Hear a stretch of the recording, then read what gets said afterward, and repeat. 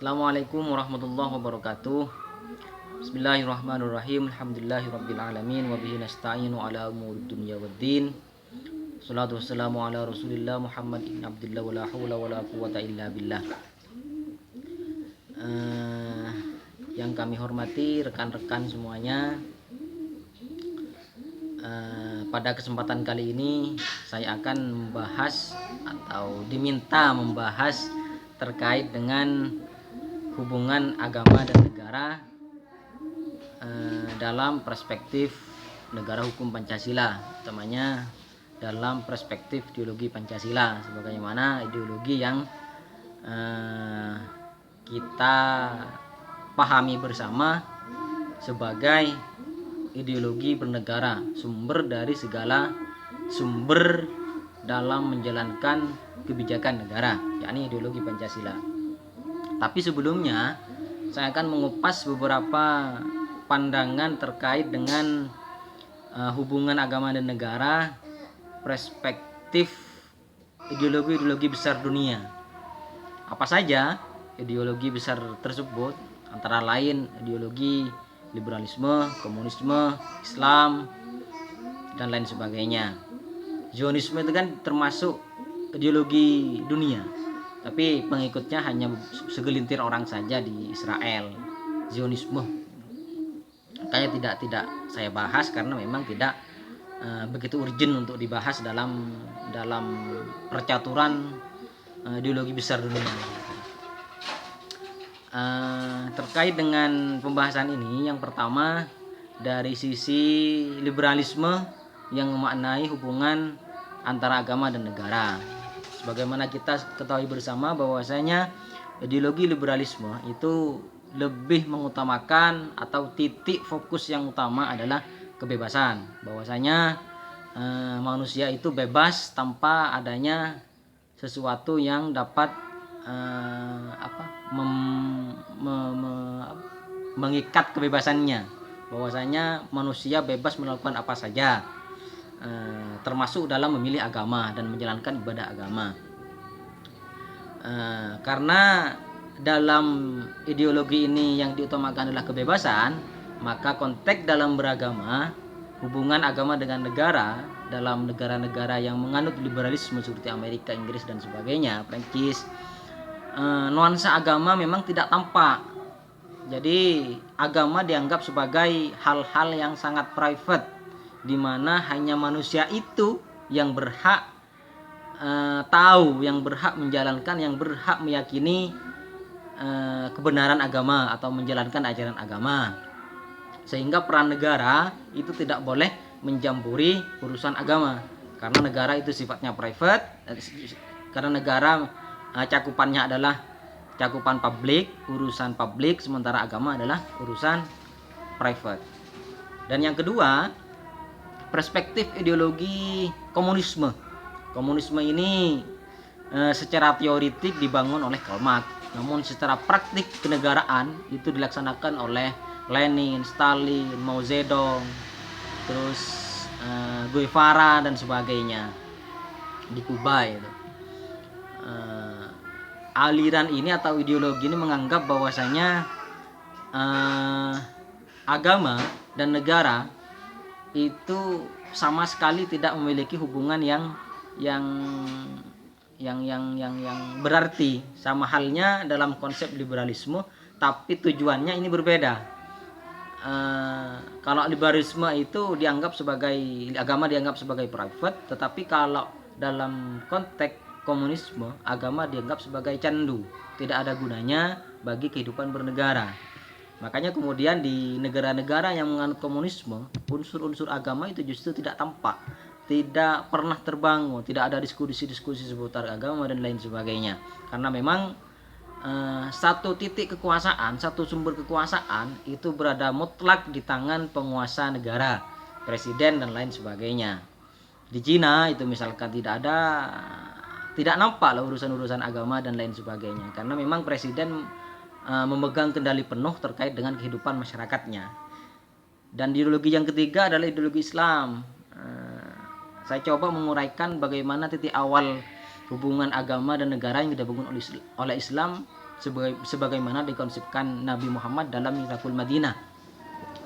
Di itu jelas tampak bahwasanya Nabi itu sebenarnya lebih menginginkan adanya hubungan simbiosis mutualisme, hubungan yang saling berkaitan antara agama dengan negara. Makanya dalam konsep piagam yang disusun, Nabi menyusun piagam Madinah sebagai landasan bernegara itu tidak hanya didasarkan pada tokoh-tokoh Islam, figur-figur Islam, tetapi melibatkan semua pihak umat beragama yang ada di Madinah, seperti Yahudi,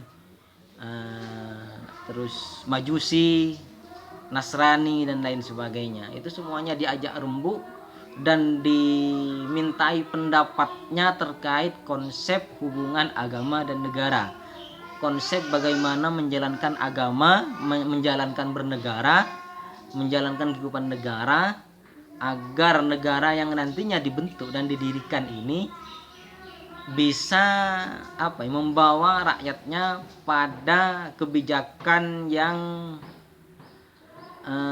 tidak diskriminatif, melindungi semua dan lain sebagainya. Makanya kemudian dan piagam ini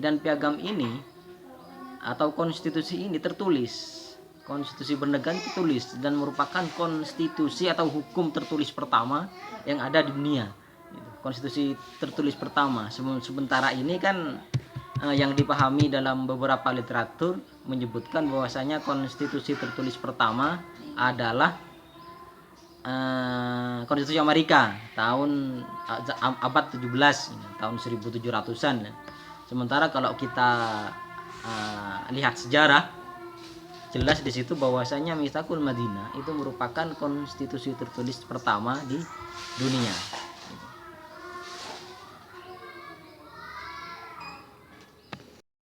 Melanjutkan pembahasan yang tadi, yang sampai pada fakta sejarah bahwasanya Mitsaqul Madinah itu merupakan konstitusi tertulis pertama di dunia, jauh terlebih dulu ada dibanding konstitusi Amerika. Jadi hubungan agama dan negara dalam perspektif Islam yang dibangun oleh Nabi itu merupakan pola simbiosis mutualisme, pola yang saling berhubungan, saling menguatkan antara agama dan negara. Nah, yang terakhir dalam perspektif ideologi Pancasila, hubungan agama dan negara nyaris mirip ya, seperti yang dibangun oleh konsepsi ideologi Madinah, bahwasanya dalam ideologi Pancasila antara agama dan negara itu merupakan suatu hubungan yang tidak bisa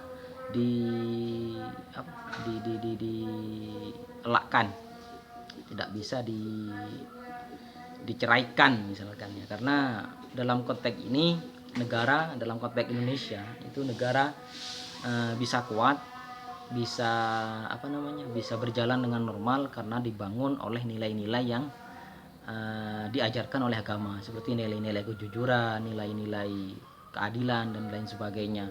Agama mengajarkan kita untuk tidak korupsi, agama mengajarkan kita untuk tidak berbuat jahat, tidak selingkuh dan lain sebagainya. Nah, nilai-nilai itulah yang kemudian menjadi pijakan dari konsep bernegara di Indonesia. Gitu. Atas konsep ini makanya dalam sejarah presiden kita itu tidak ada satupun narapidana, tidak ada satupun orang jahat yang bisa menjadi presiden. Semua orang-orang presiden kita adalah orang-orang baik. Tidak mungkin bos copet, tidak mungkin bos togel ataupun pejudi atau yang lainnya itu bisa menjadi presiden. Hal ini dikarenakan pengaruh dari norma agama yang merasuk pada konsep bernegara kita. Sedangkan dari sisi agama bisa kuat itu karena dijamin oleh aturan hukum negara. Jadi meskipun kita ada 6 agama, belum lagi aliran kepercayaan, tetapi semuanya bisa berhidup berdampingan. Karena apa? Karena ada hukum negara yang mengatur itu, yang menjamin itu. Kita bisa bebas beribadah di mana saja. Kita mau sholat ada banyak masjid. kita mau syiar ada banyak majelis dan sebagainya. Bayangkan kita kalau hidup di luar negara Indonesia, bahkan di negara Islam saja seperti Malaysia atau di negara tetangganya di Singapura lah misalnya. Kalau di Malaysia aturan speaker adzan itu baru bisa senyampang dia 100 meter disuarakan gitu loh. Adzan hanya didengar 100 meter. Sementara di Singapura adzan itu hanya boleh berkumandang di dalam ruangan musola itu. Jadi bersyukurlah kita yang hidup di Indonesia bisa melaksanakan majelis yang luar biasa, bisa melaksanakan ibadah tanpa ada halangan dan lain sebagainya. Jadi begitu ya hubungan agama dan negara dalam konteks negara Indonesia, bahwasanya negara bisa berjalan karena didasari oleh ajaran-ajaran agama, nilai-nilai agama, sementara agama bisa kuat karena dijamin oleh negara. Demikian yang dapat saya sampaikan, kurang lebihnya mohon maaf. Hadanallahu wa iyyakum ila shiratal mustaqim, wallahul muwaffiq ila aqwamit thoriq. Wassalamualaikum warahmatullahi wabarakatuh.